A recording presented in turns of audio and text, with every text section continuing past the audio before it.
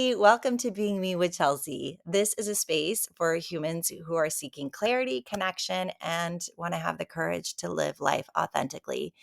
I'm Chelsea Walsh, and I am a writer on Substack. And each week I'm going to be thinking about the essays that I have written and reflecting in maybe a 5-minute video clip. This is for those who want to grow more, who want to seek to understand themselves more. I'm Chelsea Walsh. I have been a therapist for over 20 years. I have spent my adult life trying to figure out all the complicated layers that make me myself. I'm a mother of two. I'm a wife. I'm also a woman who's going through my husband's battle with stage 4 cancer. I've had lots of different lived experiences. And today, if you're listening, I'm going to be talking a little bit about the essay that I published today called Formative Years. And it's the paradox of all the layers that make us human. It's those big extremes, the black and white, right? The experiences that we have that we then try to put ourselves in a box over. So, the education part that I'm going to give you today is that our brains are very biased and our brains take shortcuts in order to simplify all of the stimuli, all of the experiences that we have. And this oftentimes can create disconnection from others. And it can also limit us by putting us in a box that I've had this experience that I've gone through, and now I'm this way. And so today I'm going to teach about how curiosity neutralizes judgment and how to maybe loosen that bias in order to help with the self-connection with self and others. Every time we meet an individual, our biased brain will put them in a box of how we think they are. We're going to judge them immediately because of our brain's desire to take a shortcut. So when you see somebody like myself, let's just look at me this morning. I woke up and felt really inspired to do a podcast based upon my Substack writings. And I have not brushed my teeth. I haven't showered. I'm still in what I slept in, minus I added a sweater because I was cold. And if you see me, you're going to put me in a box. You're going to say, okay, you're going to notice maybe the tattoos I have, the obvious stuff, right? The tattoos I have on my fingers, maybe the jewelry that I'm wearing, my makeupless face. You're going to tell me how old I am every time I smile based upon my wrinkles. And my hair looks pretty wild today. And then if you saw my full outfit, you're going to come up with another conclusion about what I'm wearing, right? Like my Claire, shout out to Claire Brothers Audio, my Bush Crew sweatshirt, my pants that have my cat's face on them, and my fuzzy socks. And you're going to determine who I am based upon what you see right now. If the caveat is if I haven't spoken yet. So as soon as I open my mouth, you're going to make another decision.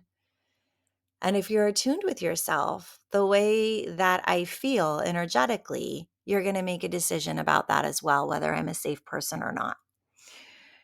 I would love to say that I don't go out in public this way, but in fact, last night I went to Chipotle in this very outfit.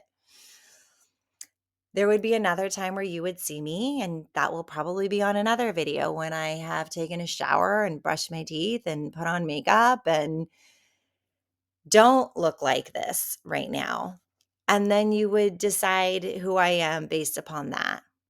You could see me on a bad day and decide that I'm some huge bitch who's rude or entitled. You could see me on a good day and I might seem so elated and happy with joy that you would be curious about what's making me so happy or who I am, or maybe conclude that I was one of those people who's just born that way or I was winning in life. And so again, we have all of these biases. The essay that I wrote, The Formative Years, it talks about the different parts of how I grew up. And of course, those are little snippets of my life. There's so many memories and so many things that I could write about. And maybe one day I'll write a book and actually put in like all the things. But I'll say the identifying with my mother's family being one way, my father's family being another way, we start to take on those pieces as our own. It's interesting that my mother grew up fairly affluent and, having politics in her family. And my father's side growing up, where they've really earned everything that they worked for, what that felt like for me as a human. And then interesting how it flipped after my parents split up and my mother was really, struggled financially. And we lived in really, really bad neighborhoods and food was scarce. And then I would go with my dad and it was a whole other experiences in those splits. It's interesting how I think about the behaviors that I had growing up and how I could easily put myself in the category of being a complete asshole and at the same time an advocate against other assholes. And so I share those stories because that is the paradox of life. And we can go through life feeling like less than, right? I've had these things that I've been through, so now I'm less than. Or I've had these things that I've been very privileged in, so I'm better than. When the reality of it is that we're all just humans trying to do the best that we can. So when we use curiosity to neutralize judgment, that can start with ourselves. I can get really curious about how these things in my life impacted me. And when I get curious and I understand them, then I have a choice to decide what I want to take as part of me and what I want to leave. When I say that, I'm not dismissing our visceral reactions that our bodies have when we've been through trauma or going through depression or those things that we go through, the physiological impact of our experiences. But I'm speaking to the thoughts and the judgments that really harm us that we have an opportunity to work through. We can get really curious about those own internal biases. And in turn, when we give ourselves grace for what we've been through and stop limiting ourselves, that non-judgmental piece that can develop through neutralizing, through curiosity, we can then extend to the fellow human in front of us. We can get curious about how our body feels when we're around another human being rather than what their exterior is showing us. We can stop putting people into our own limited bias beliefs simply by being curiosity and checking in with our body about how we feel.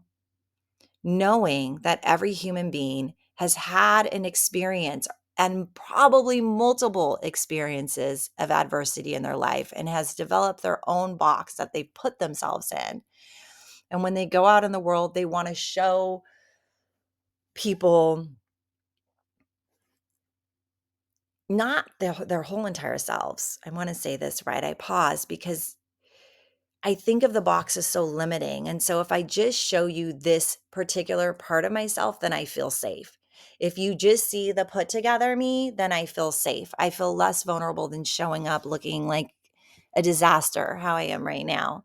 And I'm judging myself as looking like a disaster, but I want this to be authentic. And my truth is that lots of the times I don't care if I'm a disaster, but I am well aware of how that looks to the rest of the world.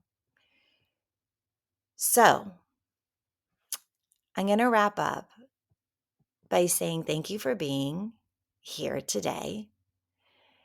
I hope that this podcast gives you an opportunity to connect further with yourself and to have the courage to be a little more authentic and to embrace some of the more vulnerable parts of your life. And more than anything, I want to wish you a beautiful, amazing, wonderful day and week. Thank you for listening. I'm Chelsea Walsh, and I hope to hear you. I hope to see you where you hear me on Being Me with Chelsea. Thanks.